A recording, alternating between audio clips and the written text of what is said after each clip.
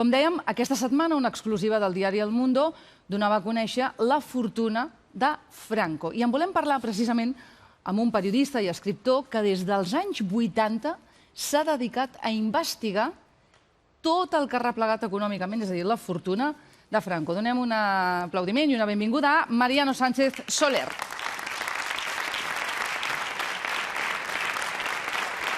Com anem? Bona nit, benvingut. 28,5 milions de pessetes, segons el testament de Franco, que s'ha donat a conèixer. Vostè se'l creu? Sí. Aquests 28 Sí, milions i el mig. testament diu que són 28 milions de pessetes. Sí. La qüestió és que no estem parlant del testament, estem parlant de la fortuna, que és diferent. O sigui, la fortuna que va... Acostis una mica, Sí, sisplau, una si no miqueta, està fora molt bé. de llum. Perfecte.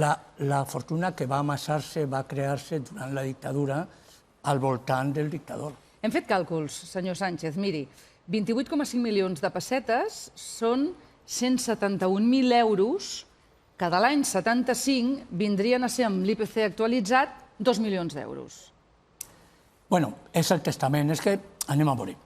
És el testament que va deixar Franco, que el diners que ell controlava directament, que l'utilitzava per a qualsevol cosa, i és la valoració oficial del Pazo de Meirás, de Cornide i del Canto del Pico, que eren les tres propietats a nom de Franco, que havien sigut regals o presents de gent. Anem a l'oficiosa. Això és la dada oficial, no? Bueno, és que el testament ja se sabia, que aquest testament, que va firmar-se l'any 68, ja se sabia que estava al voltant de 20 milions, però el que passa que això és la part... és no res comparat amb la fortuna. Per exemple... Què hi ha? Anem a parlar de la fortuna del Franco. La finca de Valdefuentes, que és la finca on la família s'ha fet milionària de veres, perquè s'han recalificat una part i s'ha construït, la finca Valdefuentes era de Franco, ell mateix feia treball agropecuari, anava allà, el seu secretari deia que no estava molt d'acord i deia és la SADSE, la Societat Anònima de Su Excelencia, i aquesta propietat mai va estar a nom de Franco. Va estar a nom d'una societat anònima que van crear, Valdefuentes Societat Anònima, i la presidència estava José María Sánchez Sancho, que era el secretari de Franco. I un altre testaferro, Luis Gómez Sanz, també estava en la directiva. La família, teòricament, i Franco, i la seva família, la seva filla, no participaven oficialment, però la finca era de Franco. Però no és l'únic cas, perquè durant els anys 50-60 va crear-se una xarxa de societats anònimes que eren les propietàries de les propietats que anaven comprant, per exemple, la Casa Hermanos Becker. La Casa Hermanos Becker és d'Usària Societats Anònima. Què és la Casa Hermanos Becker? És la casa on va vivir Carmen Polo, l'edifici. L'edifici és un edifici comprat per a viure, no? Però van amagar... O sigui, va fer negoci amb el totxo. Van amagar-lo, era enginyeria financera dels anys 50, no? Van amagar-lo en el nom d'una societat anònima que també estava a nom del secretari particular de Franco. Vull dir que... De quina xifra estem parlant? Vostè ha calculat quants diners va acumular Franco? És que això no se pot saber perquè primer està tot el misteri, entre cometes, de que són negocis fets sense control i aprofitant-se del poder del Pardo és molt difícil. Quan va morir Franco es parlava de 1.000 milions d'euros i també de 100.000 milions d'euros, perdó, de pessetes, i també de 100.000 milions de pessetes, quan va morir. Últimament es parla des de 100 milions, la fortuna, d'euros a 500 milions, 600... És molt complicat. Per què? Perquè estem parlant de 20 anys, 40 anys, però 20 anys de desenvolupisme econòmic on la família, el clan que estava al voltant del dictador, estava fent negocis a mans plenes i, a més, durant tot el procés estaven venent, estaven comprant, estaven noms en testaferros, o sigui, que vull dir que és molt complicat dir això. Hi ha hagut algun pacte de silenci per evitar investigar la fortuna real de Franco a nivell d'estat? Jo crec que ha sigut un preu de la transició. La transició es tractava de no molestar als franquistes i menys a la família del dictador. I la transició va deixar-los tranquils en les seues propietats sense qüestionar res. L'exemple més bestial són els documents. Els documents que tenia Franco en les finques on passava el cap de setmana van quedar en mans de la família i en aquests documents van muntar la Fundació Nacional Francisco Franco. O sigui, que ningú va demanar que tornaren tots els documents, per exemple. Però és que no s'ha fet res perquè també ha sigut aquest tipus de pacte no escrit, perquè la transició també és un moment històric molt convuls.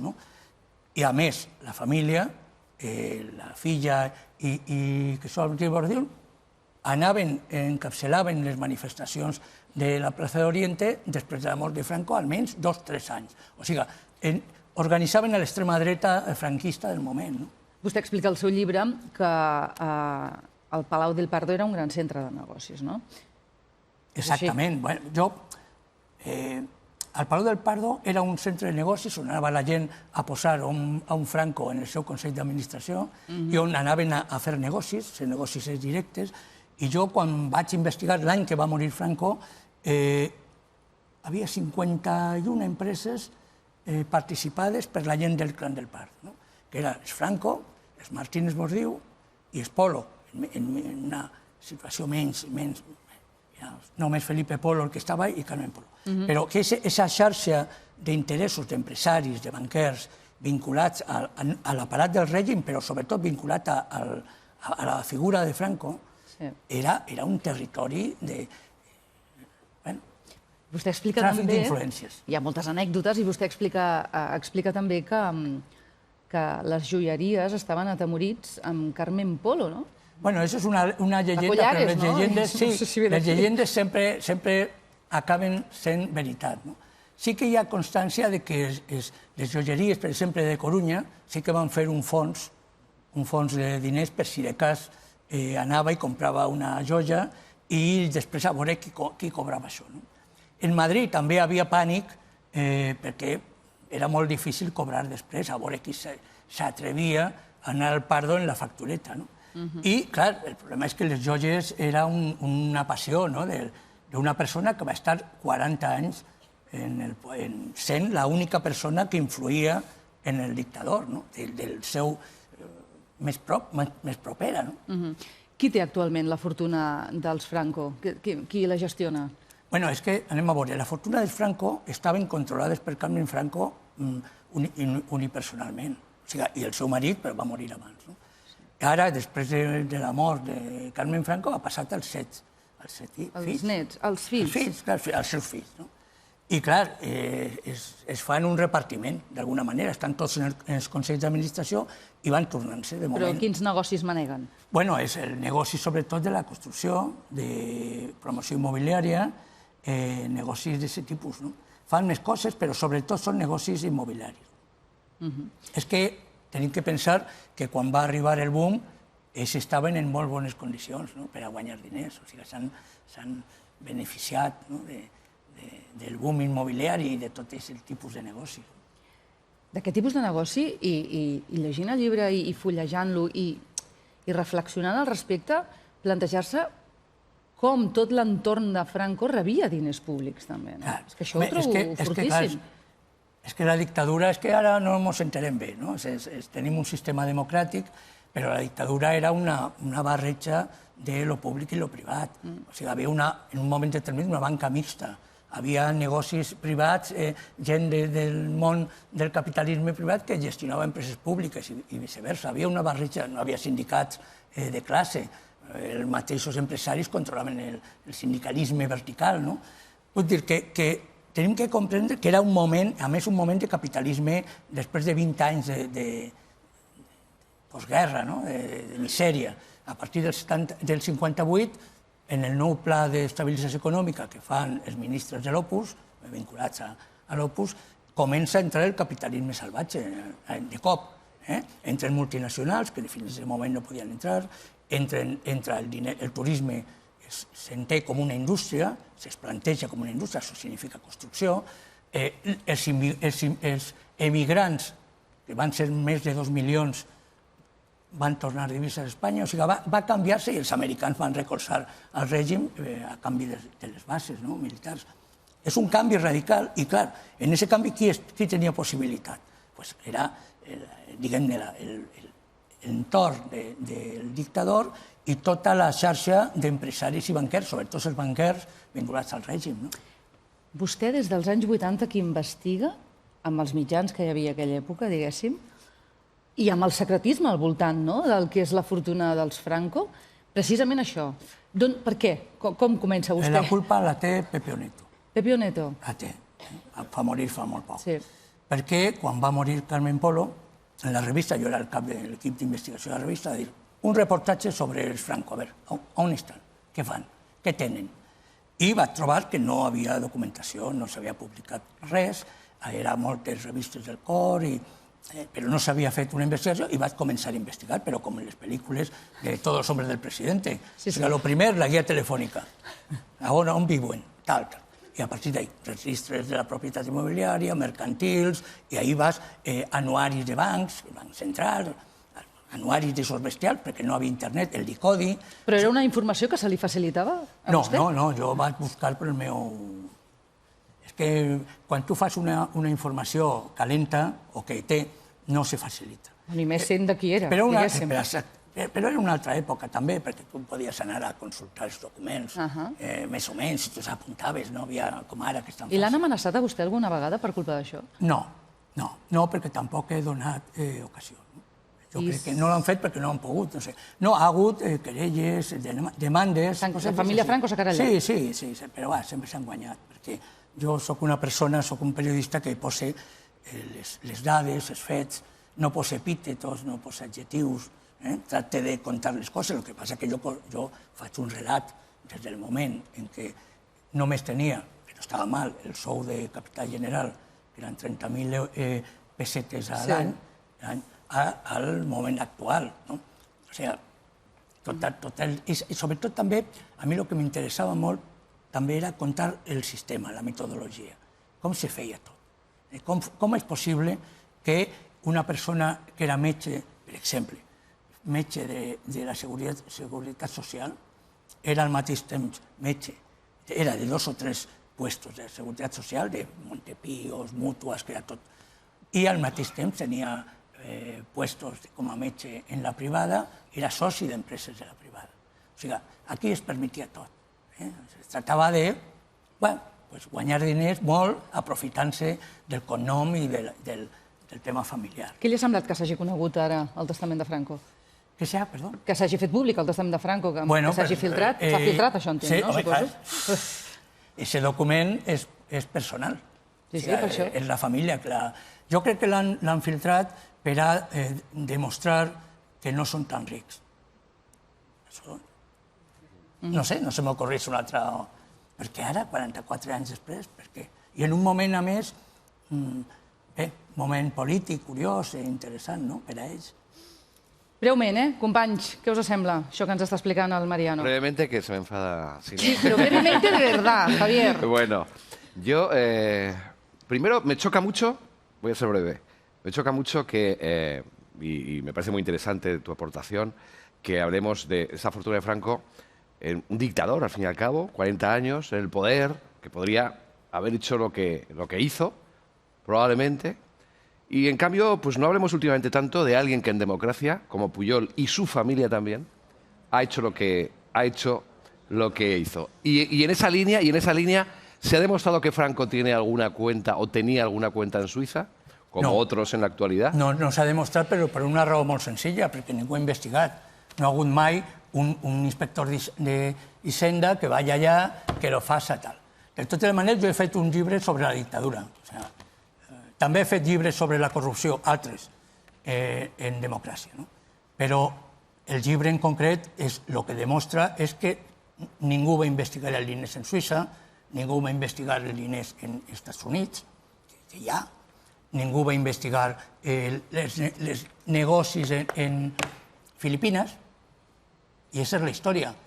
No se pot saber quant de diners poden tindre perquè no s'ha investigat mai. Més enllà, s'ha fet amnisties fiscals a ells i a més gent que quan va fer-se va sorgir propietats que no sabíem. Jo he enumerat en el llibre. El llibre és un... Bueno, doncs és el que és. De totes les maneres, és curiós que cada vegada que es parla d'algun conflicte apareix un Franco. papeles de Panamà, per exemple. Apareix diners que està en paraís fiscal. Fátima. Yo quería preguntarle cómo valora que, a diferencia de lo que ha pasado en Chile, que se ha intentado recuperar el dinero que se robó durante la dictadura de Pinochet, aquí en España se haya mirado hacia otro lado y se haya permitido que la familia Franco siga disfrutando de esos bienes y de ese dinero. Bueno, és que la raó més clara és el temps. És una dictadura que va durar 40 anys, que el dictador va morir en un hospital, però va morir al llit, 40 anys de capitalisme, o sigui, perquè, clar, el capitalisme espanyol se desenvolupa i creix bajo la dictadura, amb la dictadura. La dictadura és el moment. I les complicitats i relacions són molt grans entre els capitalistes, banquers i personatges de dalt de tot. És molt... I, clar, és molt difícil investigar, no és tan recent. Però, de totes les maneres, jo sempre he pensat que és una qüestió de voluntat política. Si tu no vols fer una cosa, no la fas. I passa el temps i estàs en la confiança que el temps ho amaga tot. Això hauria que preguntar-se-lo als responsables d'Hisenda i dels governs diferents per què no l'han fet. Clar. Molt breu, eh? Breu és brevíssim, sense pregunta, una reflexió amb motiu d'això que ha sortit aquesta setmana l'exclusiva del Mundo. Digues, Miquel, i després Odei. Sí, és molt curiós, resulta molt paral·lelisme el xiringuito de Franco i el xiringuito dels hereus, de la nova extrema dreta, que molt discurs social i contra les elits i el que fan és enriquir-se precisament amb banderetes i amb històries d'aquestes. Tu has estudiat molt l'extrema dreta, a banda de Franco. Sí. Què hem fet malament per a que tinguem ara el que tenim i d'una manera tan normalitzada? En Espanya han tractat de fer això mateix de Vox des del principi, però des del 75. Han tractat això dels espanyoles primero, juntes espanyoles. Ha hagut molts intents de l'extrema dreta d'aconseguir tindre representació parlamentària i tindre una pressió. Estava molt propera la dictadura, els uniformes eren massa brillants encara, i no van tindre la possibilitat, no van aconseguir crear aquest partit en un discurs molt paregut al que està fent ara Vox. Jo crec que, a lo millor ha arribat el moment de que l'extrema dreta espanyola tinga veu pròpia i no estiga dins d'un altre partit, com estava fins ara. I a lo millor ha arribat el moment perquè ha hagut gent que els ha votat.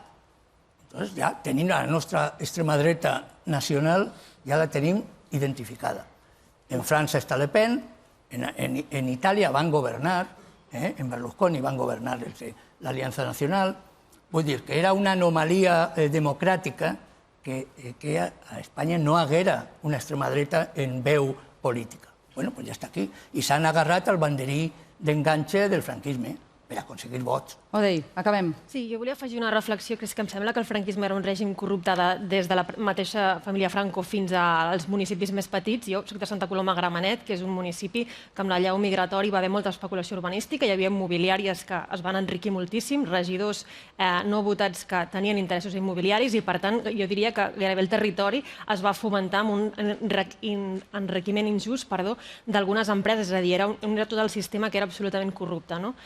I m'agradaria preguntar-li què és el que considera que ha quedat d'aquest pòsit. És a dir, no s'ha fet net, hi ha hagut una transició, però hi ha una cultura política corrupta que encara es manté d'alguna manera. No sé si és hereva d'allò, és a dir, hem vist Gürtel, hem vist els Herois d'Andalusia, si això és un pòsit cultural que d'alguna manera s'ha anat com reproduint o ho separaria el sistema democràtic d'ara del que venia de la dictadura. No sé, jo no separé res mai, perquè jo sempre veig com les coses van relacionant-se i ja la història ens ha demostrat, per exemple, que en llocs on manava el Partit Comunista, per exemple en França, en l'elecció va guanyar el Front Nacional. Vull dir que no... Jo crec que el que ha passat és que ens hem despertat i de cop, en 11 mesos, hem descobert que tenim una extrema dreta d'uns tios que agarren les banderes antigues, però que aquest no és el seu objectiu. Ells són l'extrema dreta a l'europea. El que passa que tenen aquesta sort, han tingut aquesta sort de tot el conflicte, de la sumació, tot el tinglat, l'han aprofitat. Per exemple, Vox no ha fet campanya electoral parlant de Franco. No ha hagut més remei que parlar de l'exhumació i tal, però de Franco en ninguna de les dues. Encara que sí que estan defensant Franco. Sí que tenen relacions personals en el Franco, per exemple. La cúpula de Vox són amics i col·laboradors de Luis Alfonso de Borbón, que és el president, el besnet, no? Que és el president de la fundació i és el que una miqueta li han donat que siga el abanderat de la memòria, la política, la herència, el que siga, no? De Franco.